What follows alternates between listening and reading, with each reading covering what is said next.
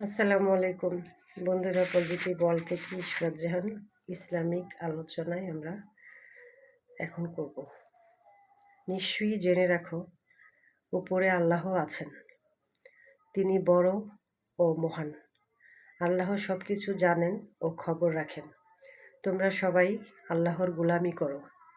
আল্লাহর সাথে কাউকে শরিক করো না। পিতামাতার সাথে ভালো ব্যবহার করো। নিকট আত্মীয়, ইয়াতীম ও মিসকিনগণের সাথে নেক আচরণ করো এবং আত্মীয়, প্রতিবেশী, সঙ্গী সাথী, মুসাফির ও তোমাদের অধীনে যেসব দাসদাসী রয়েছে তাদের প্রতি সদয় হও।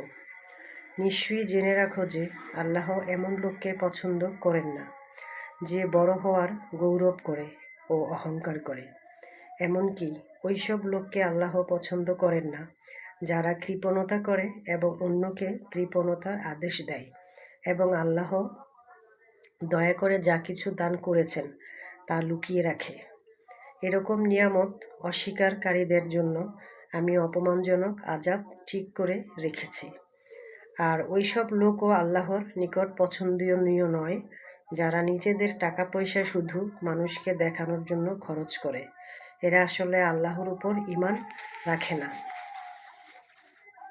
সত্যি বলতে কি, শয়তান যার সাথী হয়েছে তার ভাগ্য খুব খারাপ সঙ্গী জুটেছে। যদি এরা আল্লাহ ও আখিরাতের প্রতি ঈমান আনত এবং আল্লাহ তাদেরকে যে রিজিক দিয়েছেন তা থেকে যদি তারা দান করত, তাহলে তাদের কোন ক্ষতিটা হতো। যদি তারা এরূপ করত তাহলে তাদের নেক কাজ আল্লাহর কাছে অজানা থাকতো না। আল্লাহ কারো উপর বিন্দুমাত্র জুলুম